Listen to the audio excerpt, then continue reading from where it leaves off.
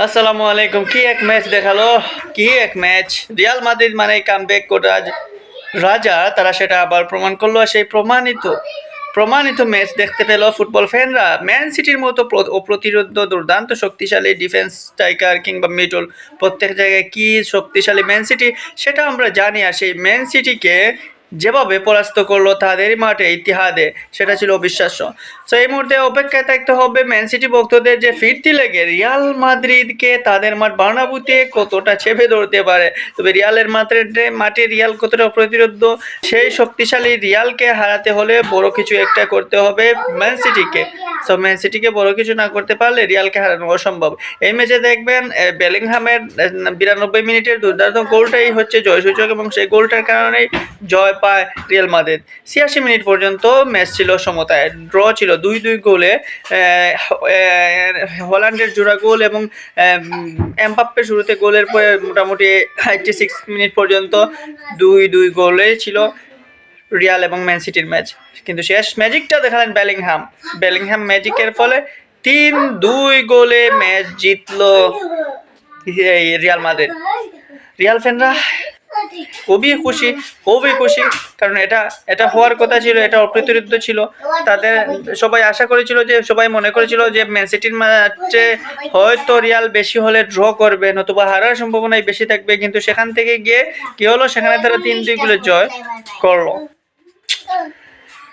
এখন man city ফ্যানদের শুধু আশা যে আসলে তারা ফিরতি লেগে কি করবে, ফিরতি লেগে কিভাবে তারা বড় একটা জয় পাবে রিয়ালের সাথে। বড় একটা জয় না পেলে সেকেন্ড রাউন্ডে ওদের যাওয়া খুবই দুষ্কর হবে, প্লাস হচ্ছে ওর কষ্টসাধ্য বিষয়টা এটা। কারণ রিয়ালের মাঠ, সেখানে রিয়াল খুবই কঠিন একটা প্রতিপক্ষ, এবং সেই প্রতিপক্ষের মাঠে আপনি যদি 100% দিতে চান, তাহলে আপনার ফুল 100-এর মধ্যে 101% আপনারা দিতে হবে। কারণ রিয়ালের মাঠে সবাই জানে, বড় বড় টিমরাও সেখানে গিয়ে কিন্তু পানি খেয়ে আসে।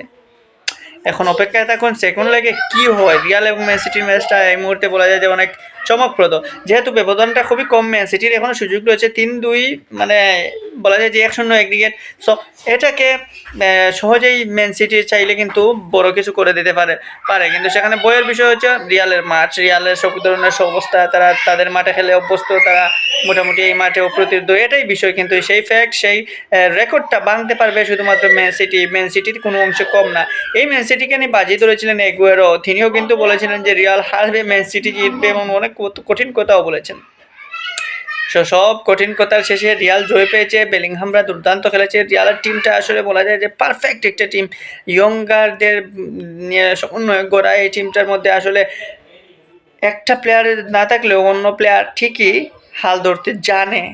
প্রতিটা প্লেয়ারই কিন্তু খুবই প্রতিভাবান।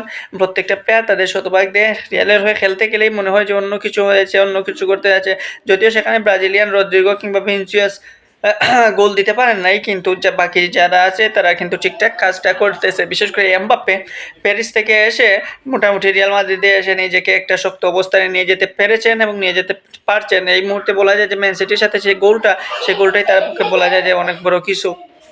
এখন আশাবাদী সবাই, রিয়াল কিংবা ম্যান সিটির ফ্যানরা। দেখা যাক কি হয় সেকেন্ড লেগে। তুমি আসলেই কামব্যাকের রাজা রিয়াল মাদ্রিদ।